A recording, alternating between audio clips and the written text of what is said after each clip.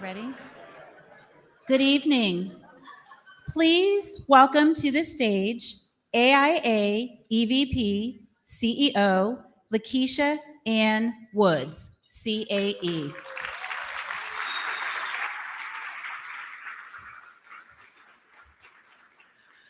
Good evening. Welcome to one of AIA's most significant events, the inauguration of a new president.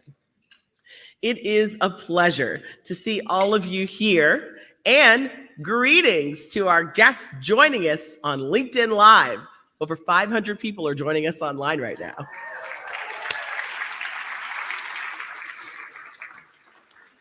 The American Institute of Architects gratefully and respectfully acknowledges that where we gather today is the traditional land and ancestral homeland of original Native Indigenous inhabitants, including Anacostan, Piscataway, and Pamunkey peoples.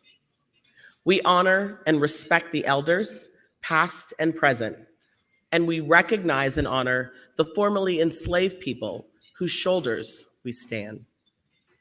Together, their contributions and their understanding of the interconnectedness we share with nature for future generations has made where we are and this momentous shared experience today possible. First, I'd like to extend my appreciation to all of you for supporting AIA and the profession.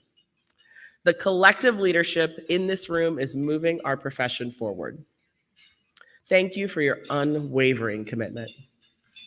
Second, I would like to thank the presidents and executive directors from our alliance organizations for joining us tonight. There are 6 alliance organizations that work closely together to advance the profession. Would you please stand when I announce your organization? First, our friends at NCARB. Yeah.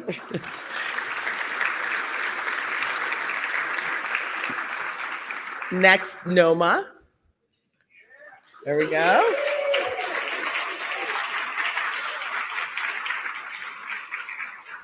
ACSA. There's somewhere. NAB.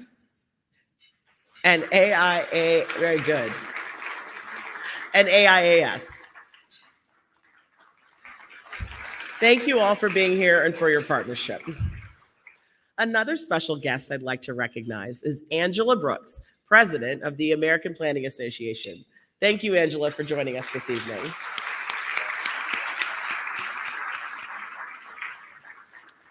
As we gather in this beautiful space in a vibrant and historic neighborhood on the Potomac River, I think about AIA's history and the many previous inaugurations. This tradition symbolizes the continuity that has been the backbone of our 166-year tradition. It is a testament to our shared vision of the future of architecture, where we continue to evolve, yet remain grounded in our dedication to the health, safety, and welfare of our community. I like that word, evolve. In AIA's recent history, we have been intentional about the evolution of our organization. It is one of the reasons we have reached the milestone of 2 consecutive female presidents and our first Black female and millennial in the role.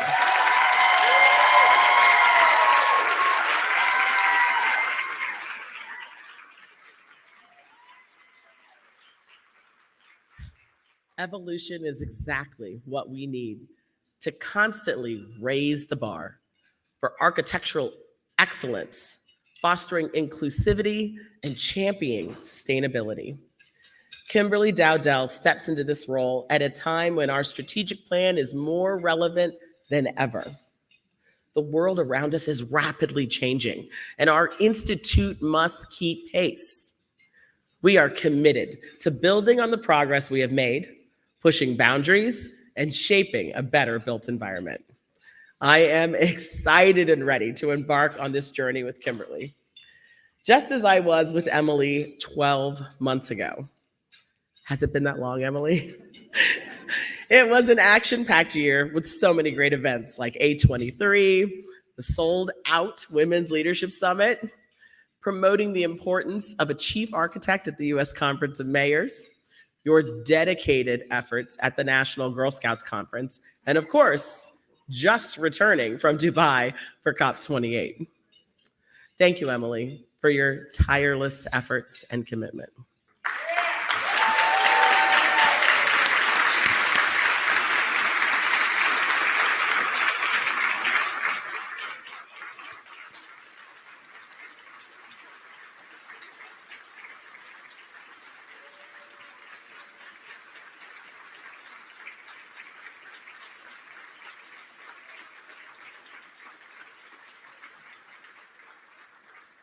Whether it was studying languages for precise pronunciations of names for our international partners and medal winners, to deep dive research just for interviews with Jacinda Ardern and Aurora James, to just playing Legos with Girl Scouts, you really stepped up.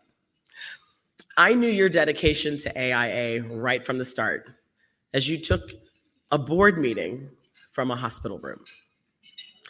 You showed me time and time again what leadership looks like, taking on all challenges that came your way. You also offered some wonderful parenting advice, which I greatly appreciate. As we come together tonight, let us remember that our strength lies in our unity. We are a collective of diverse minds, and our success hinges on our ability to collaborate, innovate, and inspire each other.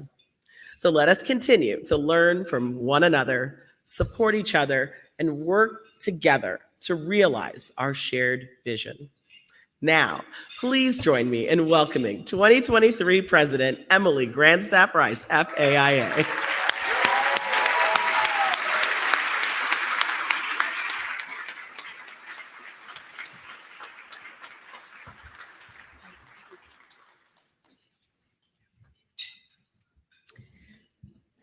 Oh my, it's not good to cry before the speech. Thank you, Lakeisha. When I became a fellow of the AIA, I remember being told that it was going to be one of the top 10 days of my life. Well, while that day was significant, today, right now, this is one of the best. Serving as AIA president for the last year has been an honor of a lifetime. And I got to learn the phrase, soy la presidenta de AIA. I've seen the best of what we can accomplish together to celebrate the power of design. I've encountered difficult conversations and decisions, but what gives me hope is that our members and the impact they have every day. Returning from COP28 in Dubai just 4 days ago, I saw firsthand how architects can shape global policy. In addition to meeting many mayors, governors, and secretaries to share AIA's mission and passion towards climate action.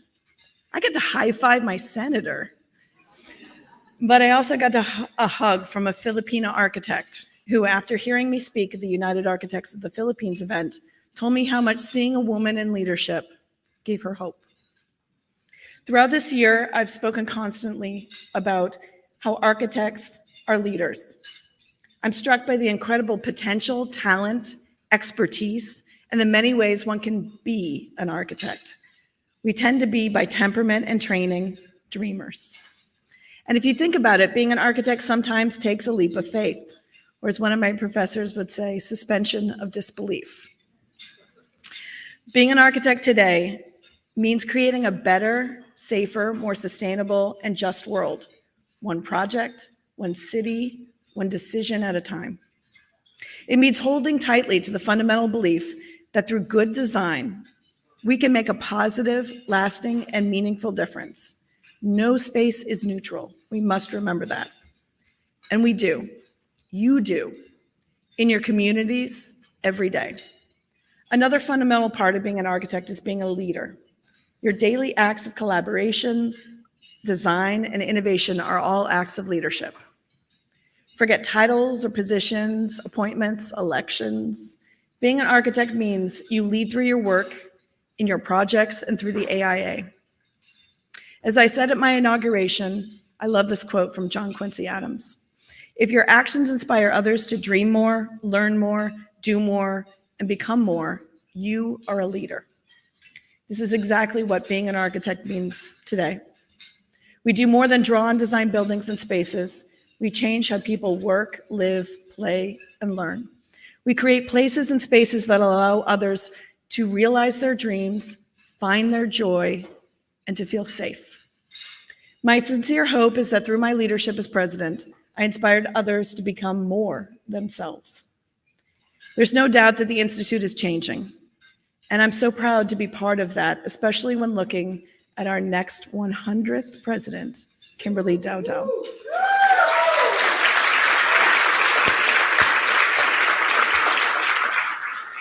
Some of you have heard me talk about how leadership of the AIA has not always looked like me or talked like me, and how we have to be the leadership that we want to see when a pathway is not always accessible. To remind us that we're all leaders, this year, in the beginning of the year, I created these small business cards that I would hand out to people that said, "This is what leadership looks like. This is what leadership looks like. This is what leadership looks like."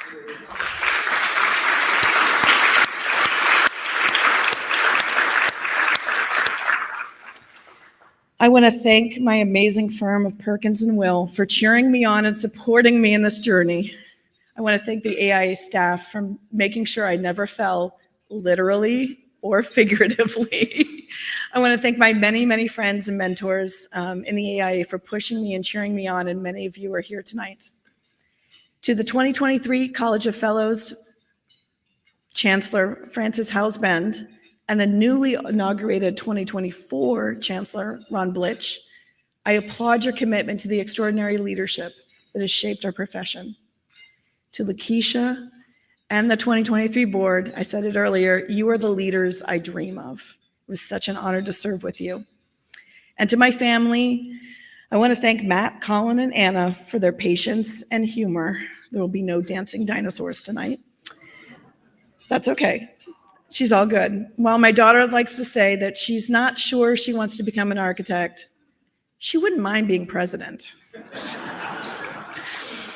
And lastly, to Kimberly, you are the bright light we need now. You've become a dear friend who always reminds me that this year was Emily in 23. I could not have asked for a better person to stand next to now and in the future.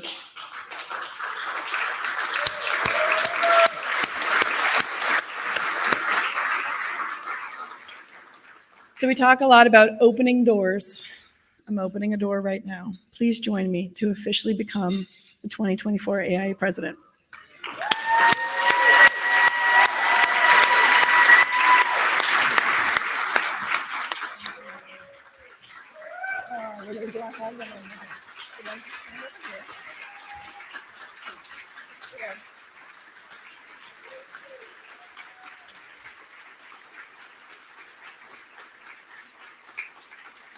So Kimberly, this occasion is rich in ceremony, protocols, and long-standing traditions. And it's equally represented by one single yet powerful statement. It's a statement that belies the tremendous responsibility as well as the honor of serving as AIA president. With this medal, I confer you as the 100th president of the American Institute of Architects.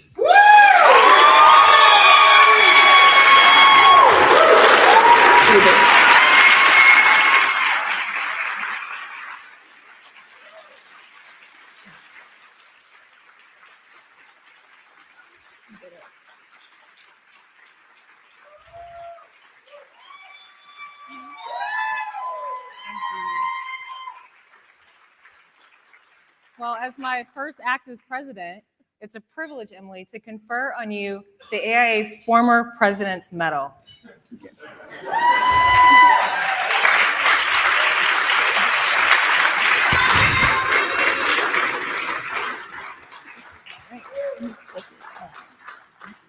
Now we get the good photo. All right. Okay.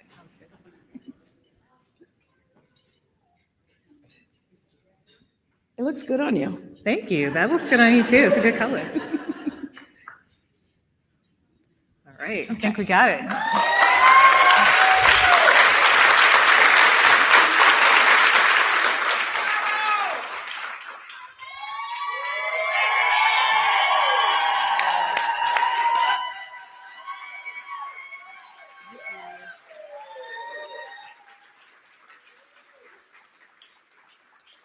Thank you, everyone. Now I have to give a speech. So, Emily, thank you. And actually, I brought the card right here. This is what leadership looks like. It's right here. And you are also what leadership looks like. And so thank you for all that you do. It's truly an honor. Oh, yes. More applause for Emily. It is truly an honor and a privilege to stand before you today as the 100th president of the American Institute of Architects. You should know that in the 166-year history of AIA, I'm the 7th female president, the 3rd Black president, and the very first Black female president.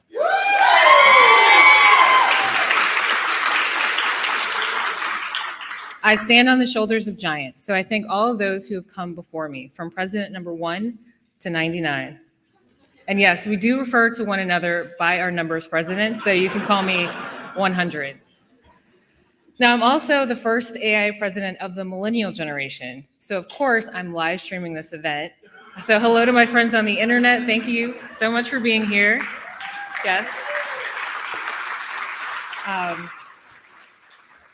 These milestones are especially meaningful, not just because of the history being made here tonight, but also because of what it means to have diverse leaders that truly reflect our membership. It is also very important that the profession of architecture is intentional about reflecting the communities that we serve across the globe. Here at the AIA, we aim to foster pathways that empower all kinds of people to hold any seat they desire as they pursue the very best that this profession has to offer. I find it somewhat poetic that my presidency begins 100 years after acclaimed architect Paul Revere Williams became the first Black member of AIA in 1923.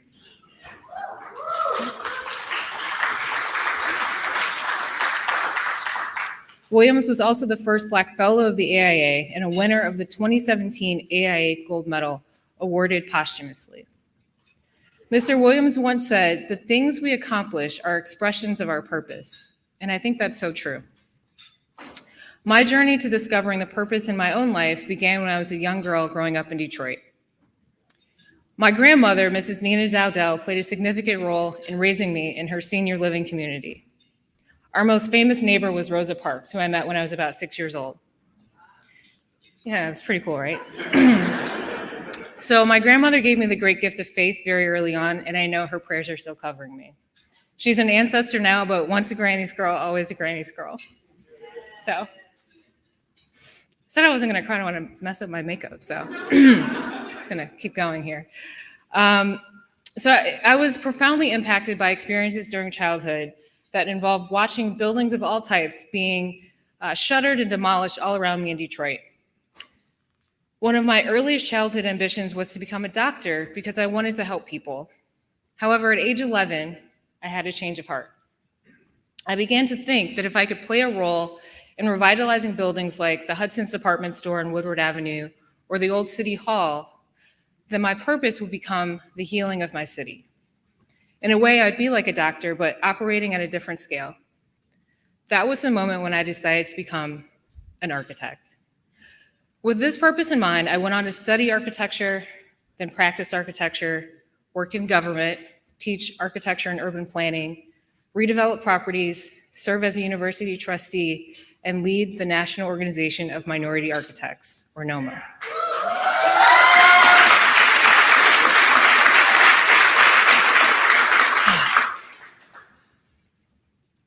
All along, I knew that my job as an architect was to see the future. And now as president, my purpose is to see and help realize a stronger future for the American Institute of Architects. I see a future where architects across the globe share a profound sense of responsibility for the stewardship of our natural resources. I see a future where architects are celebrated for helping our civic leaders solve some of our most challenging issues. I see a future where the population of architects more proportionately reflects the communities that we serve. where our zip codes do not determine our life expectancy, and where everyday people have a better understanding of what architects do to build a better world. We all have to remind ourselves of the role architecture plays in our lives. Most of us spend over 90% of our time inside and around buildings, the buildings that architects design. The beauty, accessibility, and functionality of these structures make a big difference in our experiences. Inside and out, the architecture that surrounds us has a profound and measurable impact on our physical and mental well-being. So we as architects do much more than just draw buildings. We create places. Places where people celebrate, like tonight. Places where people learn about the world, earn a living, fall in love, take their vacation, save lives, experience art, mourn their loved ones, cheer on their teams, live their lives, and dream their dreams. As 98th AIA President Dan Hart, yes, number 98, would say, design is our superpower, and we use that superpower in service of our purpose to elevate the human experience. Another former AIA president, number 45, who I'd like to acknowledge for a moment, is Mr. George Castlebaum. Although he's no longer with us, he is the K in HOK. Yes. Shout out to my colleagues over here. And HOK is a firm, the design firm that I joined as an ambitious 24-year-old with big ideas back in 2008. Some of you remember that. So I want to thank my colleagues from HOK for being here tonight and express my sincere gratitude for the tremendous support that the firm has shown me throughout my career. Thank you.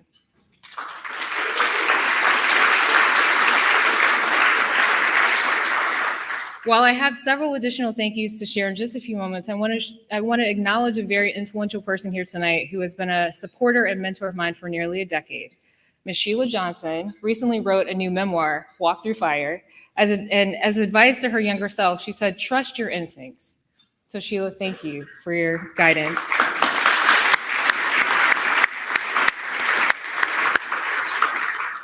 As architects, we must, of course, listen to our clients, but we must also trust our instincts, as Sheila said.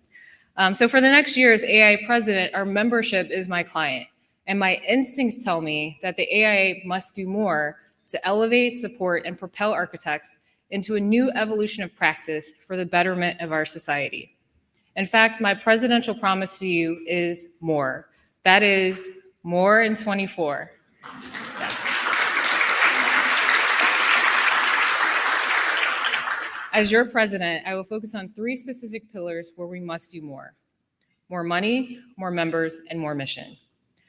More money refers to the compensation we need and deserve for the tremendous amount of value we generate for our clients and our communities. We need to think critically about our business models, how we leverage technology, and how we communicate our value to the public so that we can attract and retain the very best talent available to help us shape the future. More members is about the number of professionals who recognize the power that comes with AIA membership. Our organization continues to grow, reflecting the value we provide to members. As your 100th AIA president, I would like to celebrate AIA's 100,000th member. I'm pleased to report that as of this week, AIA has exceeded 98,000 members for the first time in our history, so that's great.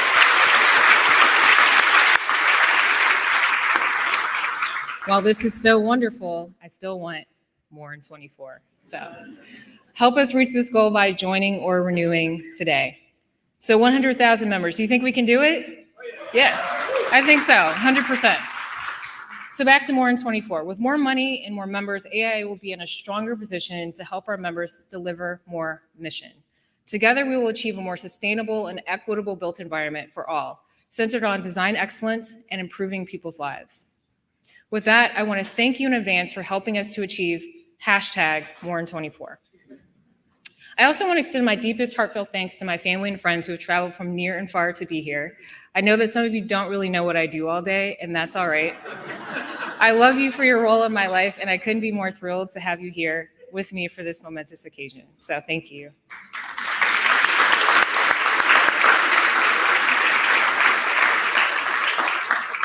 For those of you who perhaps don't know me as well just yet, please know that your presence here tonight shows how deeply you care about the AIA, or more broadly, the profession of architecture. I'm so looking forward to undertaking this ambitious More in 24 journey with all of you.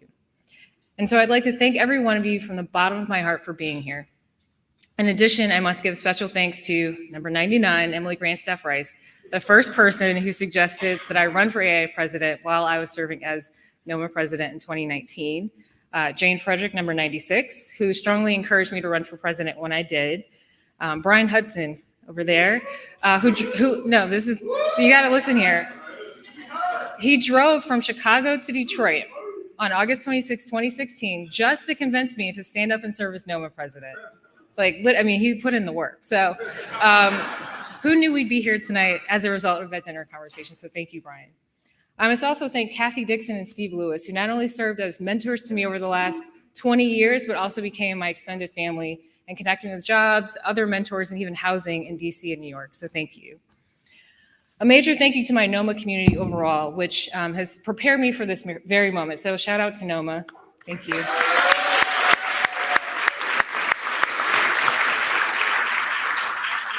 Thank you to the volunteer leaders of AIA, as well as the current board, strategic council, and our incredible staff. Lakeisha, we are so fortunate to have your leadership as our CEO. Thank you.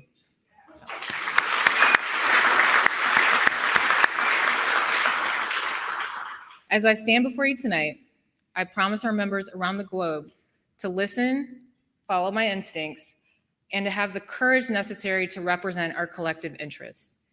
As your 100th president, I intend to stand up. I will stand up for the architect. I will stand up for the value that we collectively create.